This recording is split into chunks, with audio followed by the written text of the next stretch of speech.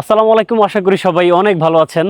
বর্তমানে সৌদি আরবে সবচাইতে আলোচিত যেই সুসংবাদ সেটা হচ্ছে বর্তমানে যারা সৌদি আরবে অবৈধ হিসাবে আছে, যাদের টার্মিনেট প্রাপ্ত বা হচ্ছে হুরুপ প্রাপ্ত যারা আছে, তাদের একটা বৈধতা হওয়ার যে সুযোগ দিয়েছে 1 ডিসেম্বর থেকে 29 জানুয়ারি পর্যন্ত এই দুই মাসের মধ্যে চাইলে আপনারা যে কোনো কফিল ধরে আপনারা যারা বর্তমানে যারা অবৈধ আছেন তারা চাইলে বৈধ হতে পারবেন। তো এই যে বৈধতার যে বিষয়টা, এই ক্ষেত্রে কিছু পেশার যে মানুষগুলো আছে, ডোমেস্টিক পেশার যে মানুষগুলো, যেমন আমেল মঞ্জিল, সাওয়াখাস, এরকম যেই ডোমেস্টিক যেই পেশার মানুষগুলো আছে তারা অবশ্য এই সুযোগটা কাজে লাগাতে পারবে না। কিন্তু যারা জেনারেল যেসব প্রবাসীরা আছে তারা চাইলে, এই যে হুরুপ্রাপ্ত যারা আছে তারা চাইলে এই 2 মাসের মধ্যে যে কোনো কফিলের ধরে তারা চাইলে কাফালা হতে পারবে।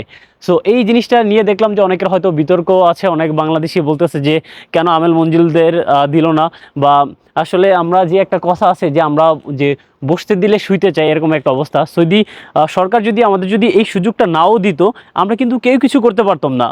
হাজারো প্রবাসী দেখা গেছে যে তাদের মানে রাতের ঘুম হয় না, কখন যে পুলিশ তাকে ধরে দেশে দেশে পাঠিয়ে দেয়, এরকম একটা অবস্থা।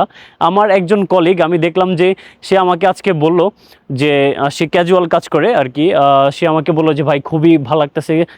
আমি বলতেছি যে কেন? বলতেছে যে সরকার যে এখন নতুন সিস্টেমটা করছে, আমি এ মাসের স্যালারিটা পেলেই আমি আমার এই যে হুরুপের যে বিষয়টা, এই বিষয়টা আমি সমাধান করে নিব, অন্য কোনো কফিলার আন্ডারে আমি কাফালা হয়ে নিব। এরকম অসংখ্য প্রবাসী আছে যারা এই সমস্যায় ভুগতেছে।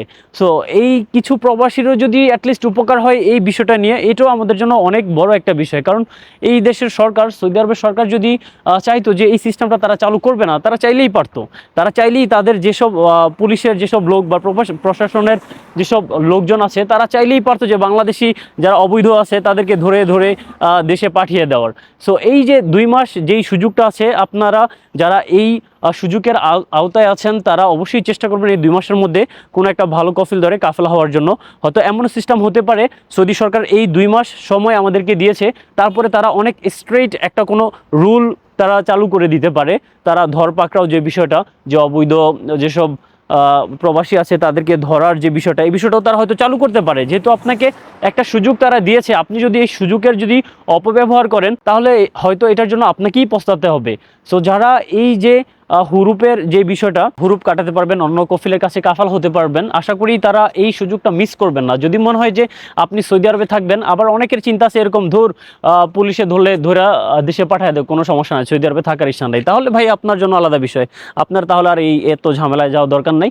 আপনি তাহলে ওই যে পুলিশের ধরার অপেক্ষা থাকেন না, এরপরে সুন্দর মতো দেশে চলে যান। কিন্তু যারা এই সুবিধার আওতায় আছে, সৌদি মানব কল্যাণ সম্পদ অধিদপ্তর আমাদেরকে যেই সুন্দর একটা অপরচুনিটি দিয়েছে, আমরা অবশ্যই চাইলে এই বিষয়টা কাজে লাগাবো যদি আমরা বৈধভাবে থাকতে চাই। ভাই বৈধ আর হচ্ছে অবৈধ, এটার মধ্যে অনেক পার্থক্য আছে।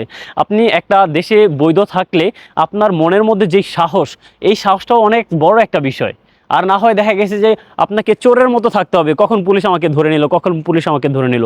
সো এই জন্য ভাই রিকোয়েস্ট রইল যে বিতর্কে না গিয়ে, যে কেন বাকিদেরকে দিল না, কেন আরও বেশি দিল না, কেন ওই জিনিসটা করলো না, এই জিনিসগুলো না ইয়ে করে যেই ফ্যাসিলিটিটা আপনাকে দিচ্ছে, আপনার সাথে যদি এই জিনিসটা ম্যাচিং হয়, আশা করি আপনি এই সুযোগটা কাজে লাগিয়ে এই সৌদি আরবে বৈধ হিসাবেই অবস্থান করবেন। এই সুখবরটা আসলে সত্যি খুবই আনন্দের একটা খবর, যেটা আমি আমার কলিগের মুখ দেখেই বুঝতে পারলাম যে ভাই সে আমাকে বলছিল যে খুব ভালো লাগতেছে, তার খুবই আনন্দ লাগতেছে। সো আশা করি পারলে ভিডিওটা শেয়ার করে দিবেন, যাতে বর্তমানে যে অবৈধ প্রবাসী আছে তারা যাতে এই ভিডিওটা দেখে তাদের যে সুবিধা বর্তমানে দিচ্ছে শুধুমাত্র 2 মাস, এই 2 মাসের মধ্যে তারা যে সুবিধাটা পাচ্ছে তারা তাহলে এই বিষয়টা নিয়ে জানতে পারবে, যদি আপনি ভিডিওটা শেয়ার করে দেন।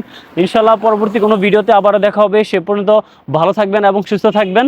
আসসালামু আলাইকুম।